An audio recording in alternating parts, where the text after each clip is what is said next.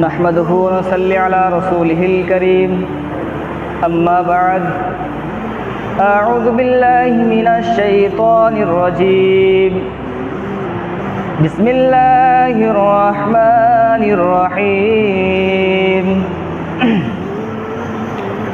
القارعة ما القارعة وما أدراك ما القارعة يوم يكون الناس كالفراش المبثوث وتكون الجبال كالعهن المنفوش الآية. عن عائشة رضي الله تعالى عنها قالت سمعت رسول الله صلى الله عليه وسلم يقول يحشر الناس يوم القيامة حفاة عراة غرلا فقلت يا رسول الله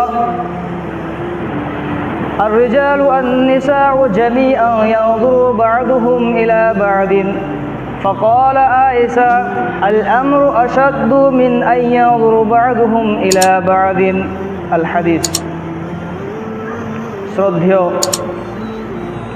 সম্মানিত এই জুমার মসজিদের মুসাল্লিগণ, সর্বপ্রথমে সেই মহান আল্লাহ পাক রব্বুল আলামিনের প্রশংসা, যিনি আমাদেরকে বিভিন্ন রকমের কাজ কর্ম থেকে বিরত রেখে, বিভিন্ন রকমের বালা মুসিবত দূর রেখে আল্লাহ পাক রব্বুল আলামিন আমাদেরকে কতটাই সুস্থতার মধ্যে রেখেছেন।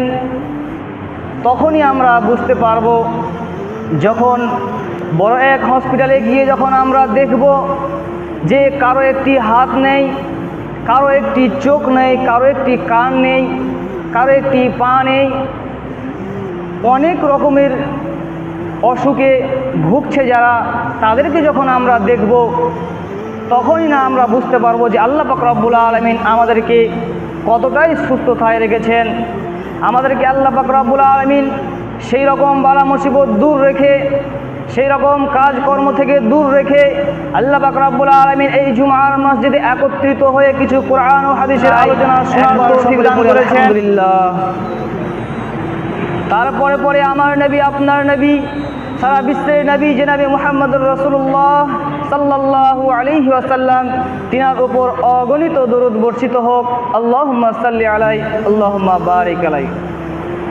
শ্রদ্ধেয় সম্মানিত মসজিদের মুসাল্লিগণ, আজকে আমি আপনাদের সামনে যেই বিষয়টি নিয়ে দণ্ডমানিত হয়েছি, যেই বিষয়টি নিয়ে উপস্থিত হয়েছি, সেই বিষয়টি হচ্ছে আল কিয়ামা, কিয়ামত সম্পর্কে। কিয়ামত যখন ঘটবে, কিভাবে ঘটবে, সেই সম্পর্কে আমি আমার বক্তব্য পেশ করেছি। আল্লাহ পাক রব্বুল আলামিন কোরআনুল কারীমের মধ্যে একটি সূরা নাজিল করেছেন। সেই সূরাটি মাত্র আয়াত রয়েছে 11টি। সেই সূরাটি হচ্ছে মক্কি এবং সেই সূরাটির নাম হচ্ছে কারিয়া। আল্লাহ পাক রব্বুল আলামিন এই আল কারিয়া, এই কারিয়া সূরার মধ্যে কিয়ামতটাকে খুলে খুলে বর্ণনা করে দিলেন। কিয়ামত যে কিভাবে ঘটবে সেই সম্পর্কে আল্লাহ পাক রব্বুল আলামিন একটি সূরার মধ্যে পুরোপুরিভাবে খুলে খুলে বর্ণনা করলেন। এই খুলে খুলে বর্ণনা করতে গিয়ে আল্লাহ পাক রব্বুল আলামিন এই সূরাটির নাম দিলেন আল কারিয়া। কারিয়া শব্দের অর্থ হচ্ছে বিকট আওয়াজ, মহাপ্রলয়, কারাঘাতকারী। যখন কিয়ামত সংঘটিত হবে তখন আল কারিয়া নামক একটি যে আওয়াজ রয়েছে, কারাঘাত রয়েছে, বিকট আওয়াজ রয়েছে, সেই আওয়াজটি ঘটবে। সেই আওয়াজটি ঘটার জন্য আল্লাহ পাক রব্বুল আলামিন একটি স্পেশাল ফেরেশতাকে সৃষ্টি করে রেখেছেন। সেই ফেরেশতার নাম হচ্ছে ইসরাফিল আলাইহিস সালাম। সেই ফেরেশতা সৃষ্টির শুরু থেকে নিয়ে আজ পর্যন্ত, এখন পর্যন্ত, এই মুহূর্ত পর্যন্ত সেই ফেরেশতাটি তিনি তিনার সিংহাটিকে তার দুই ঠোঁটের মধ্যখানে নিয়ে আল্লাহ পাক রব্বুল আলামিনের দিকে চেয়ে রয়েছেন যে আল্লাহ পাক রব্বুল আলামিন কখন তাকে অর্ডার করবে, and just waiting for the green signal. একমাত্র আল্লাহ পাক রব্বুল আলামিনের গ্রিন সিগন্যালের অপেক্ষায় রয়েছে, আল্লাহ পাক রব্বুল আলামিনের সবুজ সংকেতের অপেক্ষায় রয়েছে। আল্লাহ পাক রব্বুল আলামিন যখন বলে দিবে হে ইসরাফিল তুমি ফুৎকার দাও, তখনই ফুৎকার দিয়ে দিবে। আল্লাহ পাক রব্বুল আলামিন এই সূরার মধ্যে কারিয়া শব্দটি 3বার উল্লেখ করলেন। 3বার উল্লেখ করার কারণ কি? আল্লাহ পাক রব্বুল আলামিন এখানে একবার তো বলতে পারতেন আল কারিয়া, এইভাবে একবার বলতে পারতেন, কিন্তু আল্লাহ পাক রব্বুল আলামিন কারিয়া শব্দটি তিনবার পর উল্লেখ করলেন আল কারিআতু মাল কারিআতু ওয়া মা আদরাকা মাল কারিআ। এই যে তিনবার উল্লেখ করলেন, তিনবার উল্লেখ করার কারণ হচ্ছে এই, যাতে কিয়ামতটাকে মানুষ গুরুত্বপূর্ণ দেয়, কিয়ামতটাকে মানুষ যাতে বিশ্বাস করে, কিয়ামতের প্রতি মানুষ যেন দৃষ্টি আকর্ষণীয় হয়ে যায়, এই জন্য আল্লাহ পাক রব্বুল আলামিন তিনবার বললেন। ঠিক তেমনই আল্লাহর নবী জনাব মুহাম্মদ রাসূলুল্লাহ সাল্লাল্লাহু আলাইহি সাল্লাম এক জায়গায় বক্তৃতা দিচ্ছিলেন, এক জায়গায় খুতবা দিচ্ছিলেন, সেই সময় তাকওয়ার বিষয়ে খুতবা দিচ্ছিলেন। আল্লাহর নবী জনাব মুহাম্মদ সাল্লাল্লাহু আলাইহি সাল্লাম সেই জায়গায় বললেন আত্তাকওয়া হাহুনা আত্তাকওয়া হাহুনা আত্তাকওয়া হাহুনা ওয়া ইউসিরু আলা সাদরিহি সালাসা মাররাত। আল্লাহর নবী জনাব মুহাম্মদ রাসূলুল্লাহ সাল্লাল্লাহু আলাইহি সাল্লাম তিনি তিনার সিনার দিকে ইশারা করে বললেন তাকওয়া এখানে, তাকওয়া এখানে, তাকওয়া এখানে। তাহলে আমরা বুঝতে পারছি তিনবার উল্লেখ করার কারণ হচ্ছে যে জিনিসটা ইম্পর্টেন্ট, যেই জিনিসটাকে গুরুত্ব বোঝায়, সেই জিনিসটার জন্য তিনবার বলেছেন। তাহলে আমরা বুঝতে পারছি এই কিয়ামতটা হচ্ছে ইম্পর্টেন্ট, এই কিয়ামতটা ঘটবেই, এর মধ্যে কোনো সন্দেহ নেই।